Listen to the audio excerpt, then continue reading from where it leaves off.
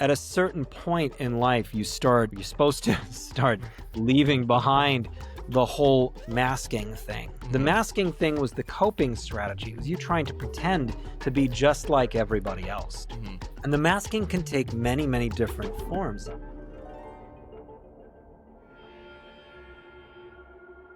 Hello, and welcome back to Retrieving Sanity with your podcast host, Keegan, and this is your podcast for all mental health, addiction, recovery issues, and topics. And I've got a question for you.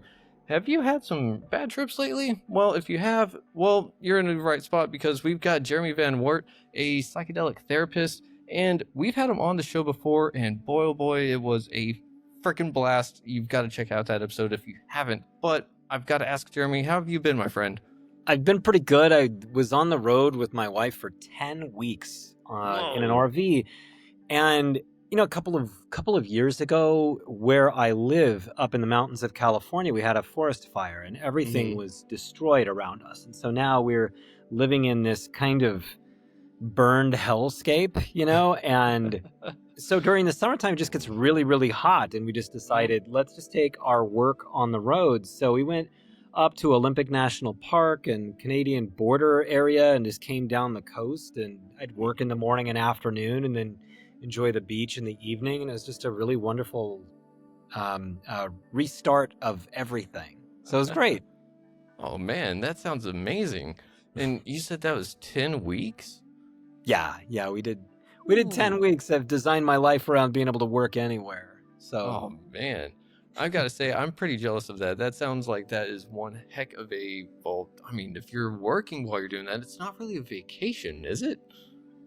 No, and it was more meant to be living on the road. And, so you're at these little RV parks and parking lots and stuff like that. And I'm out working, doing my stuff at like a picnic table and whatnot. And I did a live with my podcast from an RV park, and I interviewed Andres from Pachamama Sacred Paths, and we talked about ayahuasca and the state of the world and Andean cosmology and all sorts of stuff. It's really wonderful. And Starlink is amazing because you can just broadcast from anywhere, and it's really quite stable, actually. So interesting. Yeah, I haven't had any experience with Starlink myself, except for just staring up at stars and trying to link to those, but that's a whole another story, right? It's a good story. But so whenever you were out on the road and everything, that's being a nomad of sorts, right? Yeah, and it really was meant to be that way. Could we really sell everything and go out there on the road indefinitely? And we kind of proved to ourselves that of course we can. And each time that we would run into a problem, it's just a different way of solving it. And so you recognize how much more you're capable of. And I'll tell you this, when you're at these parks, you're generally surrounded by older people. And a lot of these you'll see the same old man walk past your trailer several times. You get to talking to these people, and some of them have rather sad stories where they're in their 70s and they'd worked all their lives and saved up to get an RV, and then one spouse dies right when they were supposed to go and be enjoying their retirement together, traveling and all of this. And so you have the one spouse going, well, I'm doing it because it's what we always had talked about doing. And so my wife and I were very close to 50 years old. And it just became very, very apparent that, you have to seize life right now. Can't really wait to do it later because none of us quite know what's written for us. So really doing it now because, 50, you're 20 years to 70, it's not really that long. And so we're really just going to make it happen and go out there on the road, get a nice big bus and go see our friends. Heck yeah, man. That's awesome. And there's a few things in that story that are really just quite profound, really, because you've got the old couple or the old widow, if you will, and that right there is tragic in its own right because people's stories melded into one or whittled down to one, I suppose. But that's two whole experiences of everything going towards such a tragic end, if you will. Yeah. But now you have your side, and it's doing it in the moment, and it's kind of trying to explore things and make the best of it, right? But that's kind of hard to do in today's world whenever it's just go, go, go, go, go. Well, it takes preparation work, and I'm lucky enough to have a profession that can be done this way. And so, the great thing, like I'd said about Starlink, is we're seeing these wonderful videos and travel blogs that are being made. We were watching one last night on YouTube of this couple who had taken their bus and done like the Arctic Circle, and they're up there set up in the middle of nowhere with nobody around, and they've got Starlink and they're doing their video editing and everything like that and posting content from the Arctic Circle and going swimming, which I would never do up there in the Arctic Circle. And but I really want to go. It just seems like such a wonderful adventure, and we have this beautiful continent that is so amazing, and so much of it is still quite barren and easy to explore. And so, it's something that we've wanted to do for a really long time, and I think that I spent all of my career in corporate. To a certain point, I went from being a lobby security officer to being a CEO in the span of a little bit of over 20 years.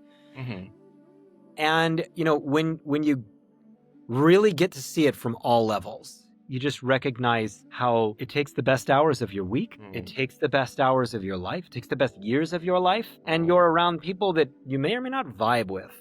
I had a real hard time vibing with people because I've got ADHD, and we tend to just be a little bit different. We see things differently. We act differently. We take words differently. And I never really fit in very well in that environment. And so, making my own thing, getting myself to the point where, my wife and I, we have a business together and we can travel. Like it takes a lot of planning, but boy, when you can do it and you just go, I can stay out here for as long as I want. It's extremely empowering, and this sense of adventure, and you feel kind of childlike in your where do you want to go next week? How fun would it be to go do this thing? And we passed by a place on the Oregon coast, and they were having a pirate festival. Whoa. And I'd never heard of anything like that. Apparently, just a huge deal in this little town whose name I can't remember. And you can just stop and go to a pirate festival, and it's pretty neat. That's way too cool. Kind of like a Renaissance festival. I know that whenever I've been to one, they did have a pirate day, but a whole pirate festival would be its own barrel of shenanigans, really. But you mentioned two things that I would like to highlight real quick, or rather ask you. One of them, you said dealing with your corporate gig, or your corporate journey, rather, you might not vibe with some of the people that you work with. And in our last episode, you'd actually talked about taking out the trash in your life, about taking out the toxic people. And sometimes you can't really do that if you're kind of stuck in a job, right? So how would you actually go about that, during your corporate gig?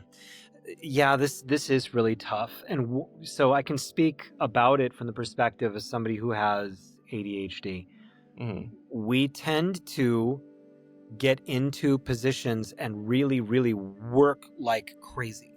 And what happens is that others on corporate teams around us, they begin to resent us because we're pretty relentless in the way that we go about work. And we end up kind of making other people look bad because we're going, well, we're doing the job that is assigned, right? We're supposed to do this. So there you are given 160%, everybody else is given 65%, going, what's this guy doing? And so then there's this resentment that you're not really seeing until you're like, why are people throwing vibes at me? So your question being, how do you have those boundaries at work? Well, number one, I think it's really critical to recognize the difference between your friends group and your work group, which the ADHD person is really not that great at naturally recognizing. You walk into a place and you go, here are potential friends. and we're going to go out to lunch together, and we're all going to be good friends. And you recognize that in a corporate environment, it's not that way at all. And that's what I was always like. I was like, let's all go out to lunch, let's do this. Everybody's like, so I think it's calibrating what is your real life and who you kind of need to be at work to get through that. And what is the side hustle that you are developing in order to get yourself to the next step? Because that corporation only has it only has its own best interest at heart. And so oftentimes the ADHD person doesn't really see a layoff coming and isn't really thinking strategically like that. So they get caught off guard, they're laid off, and they don't know what to do, the panic, the shame, and everything like this. So for fear of like going all over the map, it is recognize what is and is not real in your workspace as far as relationships with other people. Recognizing that every single person needs to have a side hustle thing that can become your full thing in the event that your corporation makes a detrimental decision about you. And recognize around you that really all you need are a few do or die relationships with people, and those are critical for you. And they're not everyone, they really are only a few people, those people who are really truly in your corner no matter what. And those are the people that you give your energy to, because ADHD people, we give energy to everywhere, and so then we feel scattered, and then we get rejected and we get mad that we've been rejected. We're very sensitive to that sort of thing. And so when we get pushed aside, when we get fired, when we lose a friendship, it's an exceedingly personal thing. And so we always have to be calibrating what is actually our ride or die relationships. And there really should be no more than 5. Okay, that's a realistic number there. Who's functioning with you, who really understands you, who truly loves you, who returns your texts, who texts you first. Those things. And recognize that work is work and your real life is your real life. Okay. Ooh, there's a lot of juicy stuff in there. But I just gotta say first, is that why I'm always like, everyone's my friend? Why do they not like me? I thought we were going to be friends. Like, yes. Damn. Shit. You know, and then you feel like naive.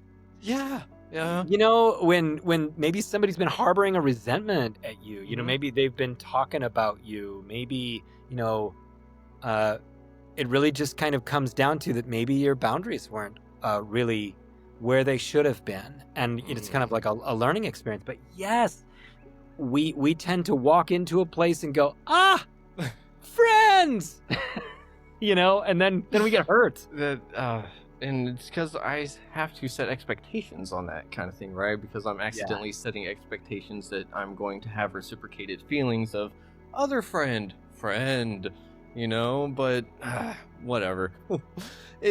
But you also said something right there that you mentioned with your other explanation, that was boundaries, right? So with boundaries, we kind of teach other people how to treat us, whether we know it or not, right? So with ADHD, how is that making people like resent us in a way, right? Because we're kind of sitting there just trying to be friendly with everyone. We want everyone to get along. We're just trying to do our thing and do it the way that we see is most efficient, right? Yes. One of the key things that an ADHD person has a tendency to do is overshare, because we trust people. Yeah, I'm hitting you, aren't I? Yeah. We trust people. We want that warmth of a relationship, and we truly care for people. And it's a very sincere thing. And when that happens, we tend to develop very quick trust with people, and then we start sharing things, because we don't necessarily have the mind of, I'm going to pump this person for information. I'm just going to learn because there's probably some information that I can use for my benefit next. We don't think that way. We just friend and we share. And when we do that, then we end up sharing stuff that maybe we shouldn't have said, and then it's everywhere, and then we got that kind of like weird, like, why did I say that? I knew I shouldn't have said that.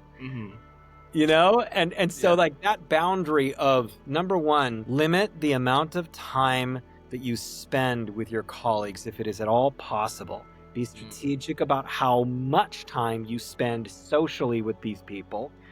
And you know that that little meme with the little dancing chickens where it's like, this is one of those times where you need to shut the fuck up. That whole thing, like that is the song that you need to be singing in your head all the time in those environments.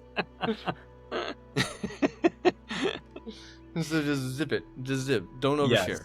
Yes. Got it.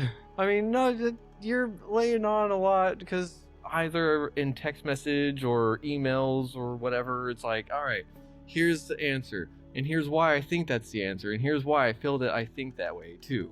And then sometimes I'm like, I feel like they don't need to have all that extra context for some reason, but... we over-explain everything. Yes. And we want everybody to be on times 2 so that they can just get through it. I got YouTube Premium recently, and on YouTube Premium, you can do times 3. Shit. And so I am just devouring videos because, our processing time is insane, right? So, we gotta watch ourselves for like over-explaining stuff.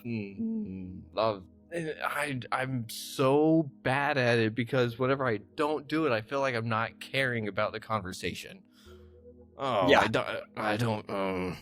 But it's just one of those things I have to recognize that it's a me thing, right? Is that how we deal with ADHD? Is it just all in my head and no one else's? Or like, I know that there was something that we had mentioned last episode that was cut out, that it has changed my life in some regards. And so I can speak on those personal experiences, but at the same time, how do we handle ADHD without supplement of sorts? How do we sit there and how do we actually learn those boundaries? And what do we do whenever we overstep those boundaries or we have people overstep them?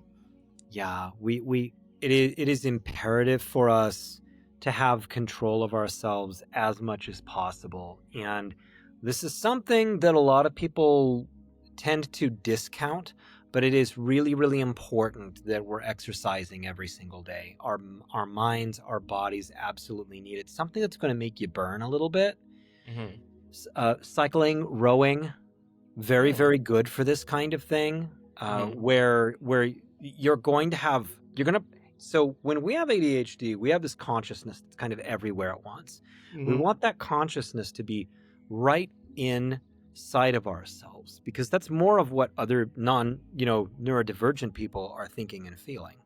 Okay. Really? One of the reasons why psychedelics is so amazing for us, because it quiets out all of the kind of thought tornado that we're always living in, and it connects us with the divine and the mystical, which we have a very difficult time as ADHD people meditating and going into a state of deep connection to the beyond, right? Because we're always swimming in thoughts and in ideas and in emotions and in relationships and that sort of thing. And so the original question that you said was about how do we deal with this without supplements? How do you raw dog ADHD? And you raw dog it by lots of exercise, really incredible foods that help you with brain function. The lion's mane mushroom stuff that you can get in like the green drinks and so forth. And you're not overeating lots of processed garbage, right? So good food, good exercise, and very short spurts of mindfulness a couple of times a day that's not interrupted by text messaging or scrolling, where you got a 3-minute mindfulness. Anybody can do 3 minutes, okay? 3 minutes of like 900 megahertz just in your ears, and you're just breathing and listening to 900 megahertz, okay? Like that kind of thing. Then you kind of come out and you can feel yourself inside yourself. You can feel your body and go like, what are the 2 things I need to do today? Write all the things that you need to do down, select the 2. Get the 2 done and stop trying to do everything. Fair enough. That is some really sound advice that I wish I'd gotten a long time ago. And that sound, 900 megahertz, you said, correct? Yes. Kind of like called the God frequency. It's just very, very beautiful, kind of like crown chakra, resonant sound, and it's beautiful, and it places you in in that kind of more spirit-centered space. Gotcha. Is that the same thing as I've heard before? I think I've heard it called green noise, where it's something that just shuts up everything. Like it will somehow make the background track stop. It's very strange. Yes. Okay. And a lot of times, what they do in the background is that they'll have these sounds, and you can get like a lot of these on YouTube, where they got the instrumental music over the top, and in the back there'll be this sound going whoa, whoa, whoa, whoa, whoa, whoa, whoa, whoa, whoa, whoa, whoa, whoa, whoa. Unbelievable for like your focus. And I've played this stuff for my wife, and it is jarring for her. She's autistic. And it's jarring for her. It doesn't work for her. It's very distracting. But for me with ADHD, because my mind's a little bit different than hers, it's amazing for focus. Okay. Now I'm going to have to try to play that in the background while I edit. I don't know if I can do that. Does it work? Yes. Huh. Type in like ADHD music into YouTube, because there's all sorts of different creators that make, like, I love synthwave, and they may have this like specific kind of synthwave that's specifically for ADHD. Oh my God. I almost feel normal. Yeah. Man, you just hit something though. Feeling normal, right? That because whenever we're neurodivergent, whenever we're quote unquote weird, all we want to do is feel normal, right? Isn't that what we're all trying to do, is return to a state of homeostasis or a feeling of normal? And whenever we're rejected growing up all this time, that kind of is a low blow to our confidence levels, right? I know it was for me. Yeah, it is really hard. And, you know, when you live a lifetime as ADHD or ADHD, there's been a lot of letdown. And so there's a lot of different theories about where these specific neurodivergent things come from. And of course, like right now, there's a national discussion about autism and Tylenol and these different sorts of things. And it's never like one thing. None of these things are ever like one thing that creates it, but these things can contribute.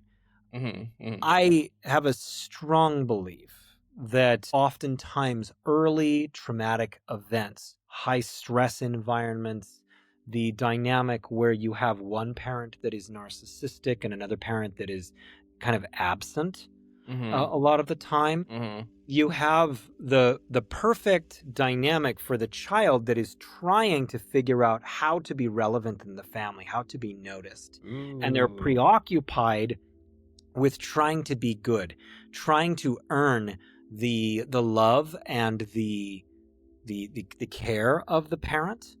And with that really preoccupation, it's a high level of anxiety that little child grows up with. And it develops itself into, and I'm not discounting the role that vaccinations or Tylenol or the plastics that we eat may or may not play a role in this, okay? Or genetics, okay? All of these different things. Plus, I've never talked to somebody with ADHD who doesn't have this kind of dynamic that I'm talking about with the one parent that might be really intense and another parent that's either absent or at work all the time. Often dads are at work a lot and kind of preoccupied with other things. And so the child grows up with this repetitive feeling of having to earn love, goes to school, gets bullied, loses friendships. And so there's this constant fear of loss. And so then first grade, second grade, third grade, fourth, all the way up, being constantly traumatized over and over. You're losing friends. You're having these, really upsetting things happen to you, getting embarrassed in class because you can't read out loud really well, like whatever the thing is, okay? And so then you have stacked on top of stacked trauma, this protracted long-term trauma. And so then when you get to a certain age, 40, 50 years old-ish, or maybe even 30, right?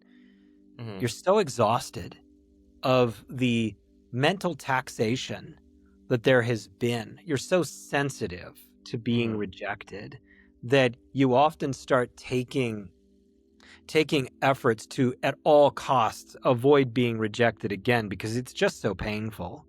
And it doesn't seem to get easier as you get older, the way that, educators and doctors may have told you. So then you're sitting at a place in life where you go, I really am sensitive. I really react strongly. And I at this point in my life only want this small group of friends because I've tried a larger group of friends and I keep getting disappointed. And then you have those trauma triggers happening where you take rejection so deeply, so personally, and you have a hard time forgiving. You know, there was that moment of the Charlie Kirk funeral where Erica forgave the shooter. Really a remarkable thing for any person to do in that position, right? I looked at that and I'm like, I would like to think that I would have that in me, but I'm going to be honest, I don't know that I do. You know, it's because valid. these things have, you know, not that I can compare my hurt with her hurt or anything like that, but I deal with a very difficult time forgiving people for doing bad things to me, you know, because of trauma that goes back to first grade. Yeah, that's for sure. And I mean, that's where we go, right? Is as we're going through elementary and stuff, and as we're going, we get hit with all that trauma, all that rejection, and it just builds on top of it. And you had said earlier how this is all like every kid or every person that suffers or deals with ADHD or ADHD, they have this same dichotomy in the background of having these parents and all that. And you're sitting here and you're talking about, before you got to that part, I was like, why is he describing my childhood? You know? And then you said it and I was like, oh, that makes sense. But I was also the only male child. I was the middle child. And so that was its own little thing right there. So I think on top of everything else, I was just born to just like have it kind of rough, you know? Yeah. But at the same time, whenever we're going through all those traumatic things at school and then you come back home and then it's kind of just a repeat, rinse and repeat kind of thing. Like people don't really seem to figure out that life is different outside of that whole structure, right? So how would you describe it to someone that is stuck in that loop? How would you tell someone that it's okay to step out of what you think is normal? Yeah, this brings in another thing that both you and I have tried and failed to do in our lives, and it's masking. Because we feel weird about being who we are, because who we are gets rejected. Who we are makes bad decisions. Who we are embarrasses themselves. Who we are overshares. And so we tend to mask. We try on this different identity. And sometimes it can get so bad that people with ADHD tend to act different with every single relationship that they have. And they're trying to fit in to what they think the other person wants them to be. And, you know, that's in essence building relationships on not a solid foundation of values. And at a certain point in life, you're supposed to start leaving behind the whole masking thing. The masking thing was the coping strategy. It was you trying to pretend to be just like everybody else. And the masking can take many, many different forms. And for me, in junior high and high school, it was being a class clown. Because I knew that I couldn't focus in class. I knew that I couldn't, there were certain things that were very, very difficult for me to do.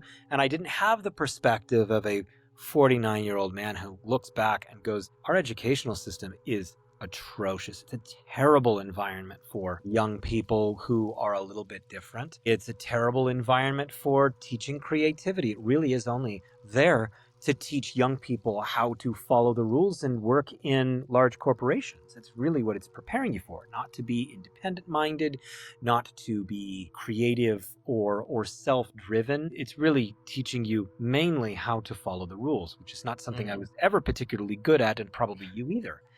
And so if you, like me, could cover that over by being funny, always having some shenanigan going on, and control the chaos in the classroom because I meant to do that, not because I accidentally did something silly. No, because I totally on purpose just did something silly, right? Then you're sidestepping the actual thing. Now, girls are a little bit different. It's one of the reasons why girls don't get diagnosed as early on in life, and how you get like women who are being diagnosed in their 30s and 40s and going, that's why I'm weird, right? And they do. Girls are better able at holding it in and being quiet, and be that what it is, maybe some socialization, maybe just that we're just built differently as guys and girls, right? For them, they learn how to people please to a fault, and they never really get to be their true selves in a relationship because they are afraid to be that true self. And a lot of like people who have high functioning autism have the same, where they're just really trying to pretend to be somebody that they're not. What I do, because I obviously my specialization is this kind of thing, and I work with people and coach them, is working on those bedrock values, really understanding like what you want as a human being, what your mission statement is, just like a company would have a mission statement, what your goals are, because what people with high functioning autism and ADHD have is they do really well in certain kinds of structured environments. Okay. And when there's no structure around them, they tend to have a little bit more difficult time figuring out what it is that they're going to do with themselves. And so I help people create that structure in their lives, and so that we know what it is that we need to be doing, why we're making certain decisions. Did we exercise this week the way that we were supposed to or not? And are we doing the daily activities that are going to help us be ourselves? And are we forming relationships that are the most fruitful for us, that are with real friends and not with people that we're just kind of desperately trying to please, and so that we can have them on the Rolodex of friends that we would like in our lives? Yeah. Well, I kind of feel like you're bringing it all back around to those same 5 friends that you were talking about before, right? Because with those 5 friends, in a sense, we can actually sit there and we can cultivate those relationships that aren't based on wearing a mask. We can cultivate new boundaries that we feel comfortable testing with other people. Maybe it offers you that space to kind of do those things that you may not feel best to do with other people, but that's kind of the thing, right? Because speaking from experience, I'm like just in my 30s trying to figure out who the hell I am, and it's just because it's like, oh, well, according to my DNA, I have ADHD, so it's like, cool, well, got that one cleared out of the way, whatever. But it's also like, maybe I'm ADHD, I don't know, because I have more of those characteristics, but it's also like I can't afford to go get a test, so I'm just going to run with it and say that that's what it is, or I don't know. What's the difference between the two? Number one, anybody who's listening who is really interested in this, start having a conversation with an AI bot like Grok or ChatGPT, and have it start asking you questions that you can answer, that can give you a little bit more, because getting tested can be an expensive thing, and not everybody has an extra $1,000 laying around. And so this can give you more of an idea of maybe even like what ADHD type that you have, whether you're a little bit more on the autism spectrum or ADHD. There's so many similarities between my wife and I, is that we get like really super hyper focused on things. And I tend to get really tactile. I have this ridiculous measuring tape that I always have in my hands, because I need to fidget. Yeah. Yep. And the difference between her and I is my ability to socialize is much higher than hers. She gets worn out a lot faster than me with social things, going to parties, being around other people. I tend to like that sort of thing a whole lot more than she does. She wants a very small room of a few people that she can trust around her. Also, for her at least, being on her own for long periods of time is something that's perfectly fine for her. And the thing that I think the person who has high functioning autism needs to watch out for is that when you just hang out with yourself, you get more and more weird.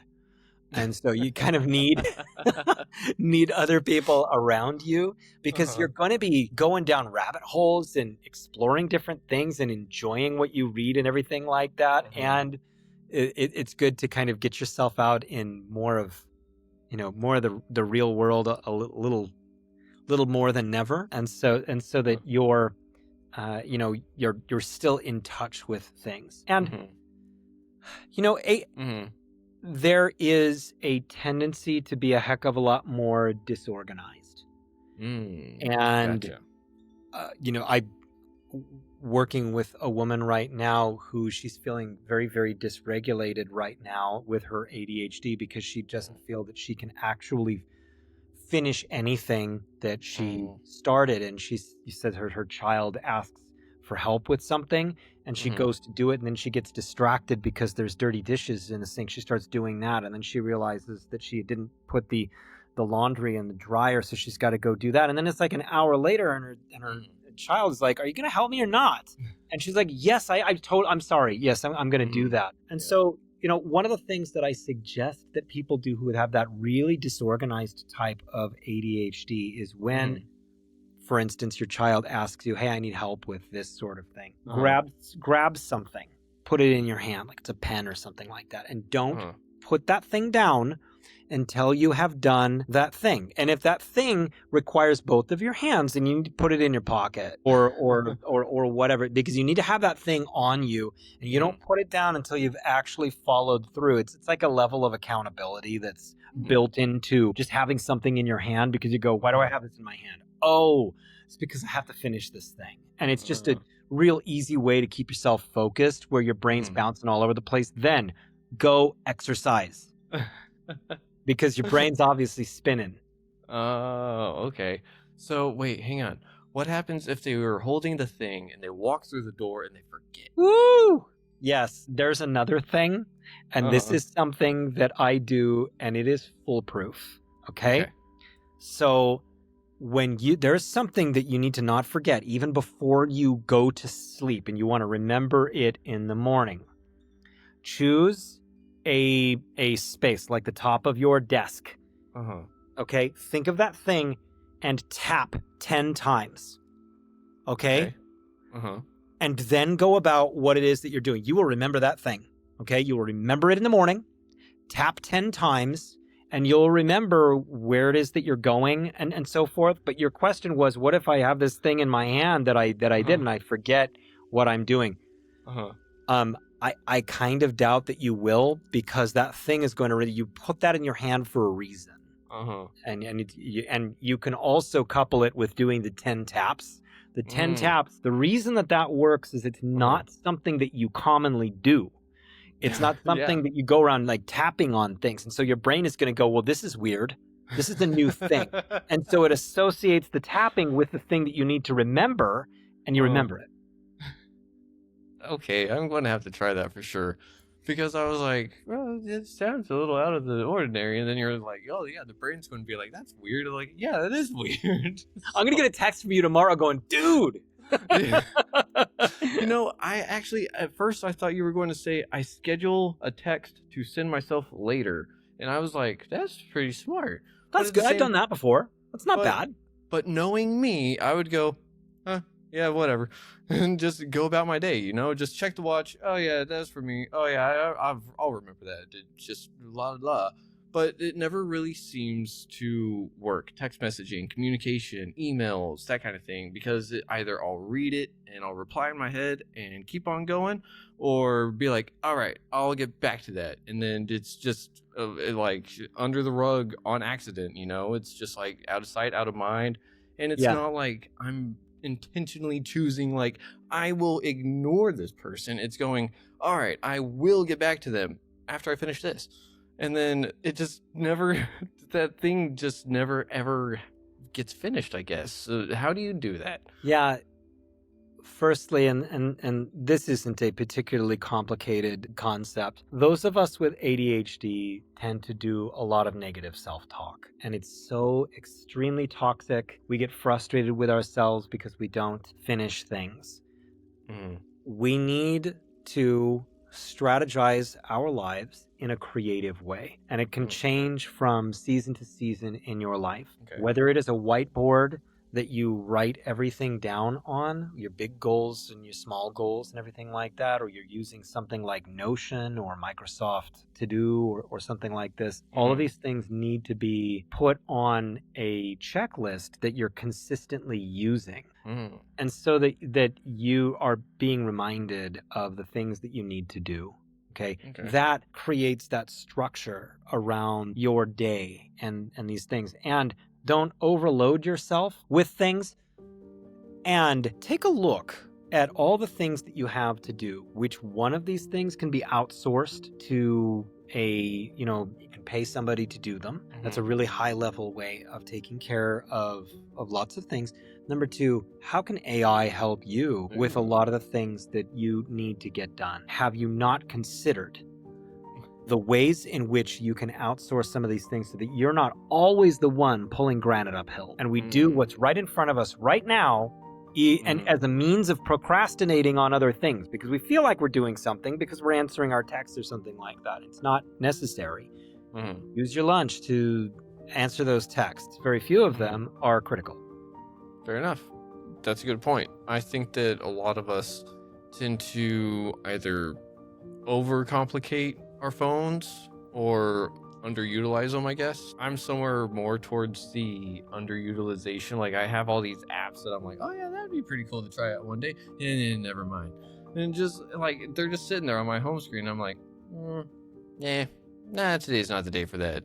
It's just one of those things. Did you know that iPhones now have a function where you can record the phone call, and then afterwards it will make notes about what the phone call was about, and you can ask the person, I'm going to record this so that I can like get all of it, and it tells on both sides that you're being recorded, and then at the end you have the recording, and you can say, make AI notes for me, and so that you can just focus on the conversation itself. That'd be pretty cool. I mean, so that way you don't have to worry about looking at the map like, are we there yet? Kind of thing. Like, I should have took a turn back 3 miles ago, but we're heading towards Albuquerque anyways now. Here we go. ADHD and trying to keep on topic is really hard for a lot of people, right? Like, I'm sure some people may have even had a hard time following us on this rabbit hole train of like, oh, here's another ADHD topic, let's go this way. Here's another one. But we're still talking about ADHD in general, right? But that's kind of the thing, is that we like to kind of put our hands in all the buckets if we can, right? Yeah, it's a blessing and a curse.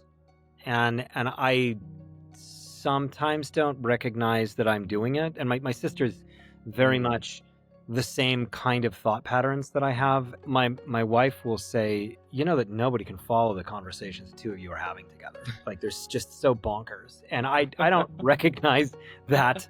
I just know that my sister and I are kind of on the same wavelength with things, and we just switch and switch and switch. And it can be difficult and not conducive to getting deliverables done. And you kind of have to walk in a little bit structured and learn how to keep yourself disciplined when you need to get certain things out of a meeting. Okay, so you just said the D word, though, discipline. How does one cultivate discipline for ADHD? Because discipline might have that negative connotation with some people, right? Because they were disciplined as children, because they were acting out, or this, that, or another. So, but that discipline isn't necessarily the same kind of discipline you're talking about, is it? Let's call it order in the spirit. Because it's the same thing. Because that's that when I'm thinking about, okay, how would I describe what an ADHD person needs to have if I wasn't going to use the word discipline? And I would say order in the spirit, because our spirits are so all over the place, and so running so hot and so fast. And so when you're procrastinating, you're basing your world in fear. When you are avoiding work and socializing, the likelihood is that you're masking and you're just simply engaging in frivolous social contact. And so to get that order in the spirit, you have to feel that sense of stillness inside of you. And like I have been kind of talking about here, the exercise, the food, and not overtaxing yourself and trying to do 10,000 things at once.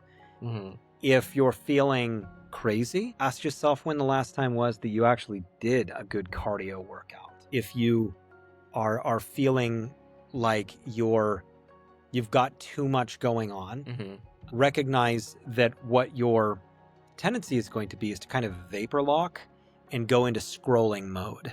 And you're going to avoid everything else, and you're going to scroll your favorite content. And man, people make excellent content out there. It's so addicting. And especially for our brains, when we're trying to escape the world, we have to put limits on that because it disorders our spirit. That's a really good way to put that. Order in the spirit. I'm going to have to use that quite often now, because whenever you said that, that kind of made everything go like, oh yeah, that feels better than discipline.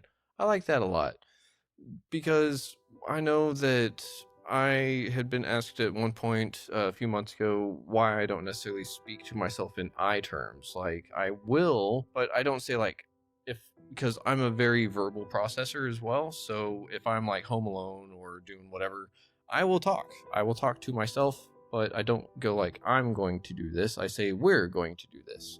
And someone was like, why? I was like, I think it's because I was always in trouble. I was a bad person. I was always not thinking right. I was always doing something wrong. So I started referring to myself as we, to try to be my own best friend, maybe. I don't know. Maybe it's something else out there that I haven't been diagnosed for, even though I've had tests and stuff. So, well, I got a question for you about this, if you don't mind getting personal. Go for it.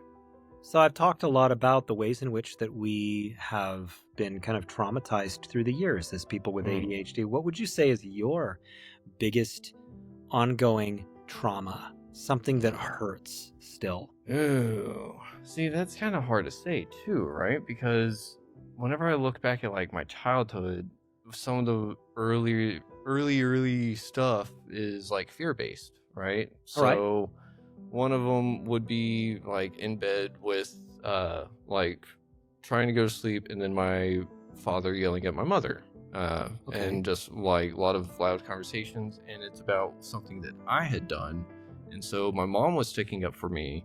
And so it was just kind of one of those like, I shouldn't be here kind of things. Like, I would be better, like my mom would be better if I wasn't here kind of thing.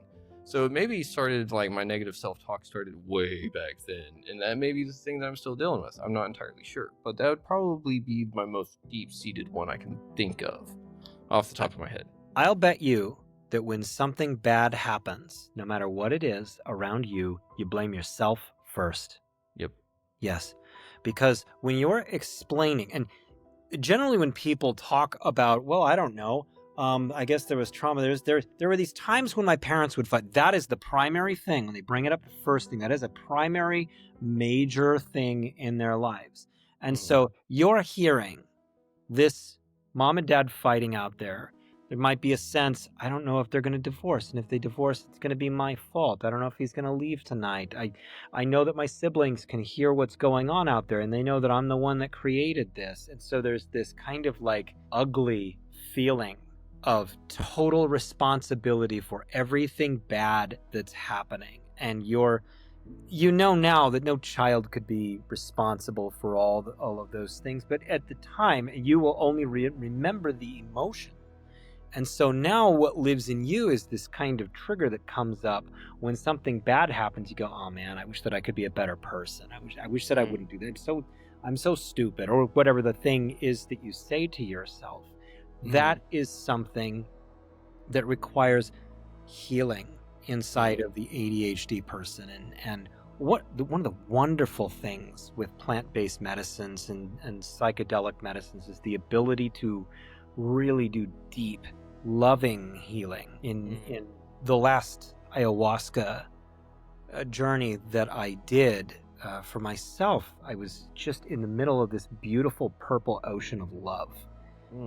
And it was one of those experiences where the love is turned up so loud that you recognize how much you focus on stupid things around you, and you don't focus on how deeply you are connected to a divine, to the universe, to a great grand source beyond you. And when you can connect with that and go, I messed a few things up when I was a kid. I was a rambunctious kid. I was really highly distractible, and I'm loved beyond anything that I've ever been able to describe, and to sit in that love and be loved for what feels like a very long period of time when you're using a medicine in proper and safe environment and ceremony and everything like that. You come out of that really honestly in some circumstances for the first time going, I am lovable. I am okay. I am beautiful. I had a tough go at the beginning of things, and for you, it wasn't your fault. It wasn't your fault. You were a rambunctious kid. You got excited. You did things. Maybe sometimes you made naughty little choices and so forth, but you were a little kid, and that's how little kids learn. And so you did what any little boy in your circumstance would do, and your parents were just struggling with how to handle it because they were kids too. They were trying to figure out how on earth to do this, and they didn't know what to do with themselves, and so they yelled, and then you blamed yourself. That nail on the head. And that was one of the things too, is that like whenever I was in rehab, whenever I was in therapy, I don't remember what we were talking about, but I just remember that I like had a break off moment, and I was like, oh, holy shit. And my therapist was like, what? And I was like, I can't really be mad at my parents anymore. And she was like, why is that? And I was like, because I just realized that I'm 29 in a rehab, trying to figure out my life, trying to get my shit together, trying to figure out who I am. And I have no kids. They were the same age and had 3 kids. Yeah. And so I was like, of course they were going to fuck me up. They didn't do it on purpose, though. So that was the intention. That was the big thing, though, was that I recognized that they didn't do it intentionally. I think that some of that was kind of also like I brought it upon myself. So I don't know. Maybe I just needed to hear that again. I don't know. So it's like, when you get to that point where you recognize that very fundamental thing, and you come to a state of understanding and forgiveness for what it was that they were going through, you've hit the next level in your life. And it can be really easy to like hold on to a lot of that resentment. But when you just recognize, like, they were younger than me, and they were financially stressed, and dad had a job that he hated, and mom was trying to get through it. Maybe there was some alcoholism. It's not uncommon, and they were just struggling the same way I'm struggling in this life, and there's not a whole lot of straight lines. Yeah. And I mean, that's the thing, is that there's so much that goes on that whenever I was growing up, looking at everything, it was kind of like, why? And now as I'm figuring things out, it makes sense now-ish. But I mean, there's so many things that I don't even remember well enough that I can't ask those kind of questions and stuff. And so it's like, how do you deal with that kind of thing? And I guess that's where psychedelics come into play, right? Well, yeah, because you never quite know where the journey is going to go. And sometimes you end up finding yourself in this wonderful place of love, and sometimes you end up finding yourself in this place of beautiful suffering. And this, maybe you go through every single time in your life that you have been let down, lost friends, and that you actually get the beautiful opportunity to grieve. Because the ADHD person has a difficult time with feeling the appropriate emotion for the moment, because we're always spinning so fast. When we had a forest fire here that I mentioned a little bit earlier, and everybody was deeply traumatized, and everybody was crying when we came back, and our village was destroyed and people lost their homes, and just the sorrow was so thick. I never cried. And I started thinking, like, what is wrong with me? Like, I don't understand. Like, everybody else is crying. I should be crying, shouldn't I? But I recognized that what was happening inside of me is that I was highly distractible, more so than normal. And I wasn't recognizing just how much of a lack of attention to detail that I was having. And it really showed up in my work performance over a long period of time, because I processed the emotion differently. And so we have to be kind of aware of ourselves and how we process emotion in an unconventional way. Unconventional way. I think that's what kind of tripped me up, was that I was trying to hold myself to conventions, trying to understand myself through everyone else's lens without trying to understand who I am, So, real quick, Jeremy, we are right at the end of this episode, which sucks because I just am going to assume that we can see you on in the future. Correct? Absolutely. I love chatting with you. Good, because this is way too awesome, and I know that if we're hitting this like iceberg tip of ADHD, there's so much more to talk about. So, where can people find you again if they are looking for anything to do with marriage and ADHD or psychedelics, all this stuff? Go to mindfulmutiny.com. That's where my stuff is right now. You can schedule a consultation to talk with me. We can talk about therapy. We can talk about coaching. We can talk about all sorts of stuff that I might be able to do to help support you and stop the crazy train. Yeah. Sweet. Jeremy, I've just got to say thank you for leading the Mindful Mutiny, and thank you for being on Retrieving Sanity for the second time. I'm excited for the third time, and I wish that this episode could go longer, but people also have listener fatigue. So, well, I was mentioning before we began recording how proud I am of you for how hard you are working to bring a really positive message to people. And I recognize how hard you're working and how you're alive so often. And it's such an important thing, and there's such a sense of authenticity that you just have you have a wonderful ability to project out there. You're just you. And so keep doing what you're doing, because it's exceedingly valuable. Jeremy, thank you very much. And same goes to you. So I just really appreciate that. But I think everyone else out there can appreciate it a little bit more, because without guests like you, we wouldn't have this awesome podcast anyways, right? Well, I'm super happy to be here. I'm really honored. Thank you, my friend. The honor is mine. And everyone out there, thank you for listening to Retrieving Sanity on WDJY 99.1 FM. And as always, you've got to love yourself. Try to love others if you can, but you got to love yourself first. Try to do it if you can. Remember, if you're feeling a little sad, pick up the phone. It's not that heavy. I know it can be heavy, but just try it. It does work sometimes. Don't talk into the mirror all the time. It's not the best friend, unless you're talking good stuff. But with that being said, we're out, and we will see y'all next week. Much love. Shalom.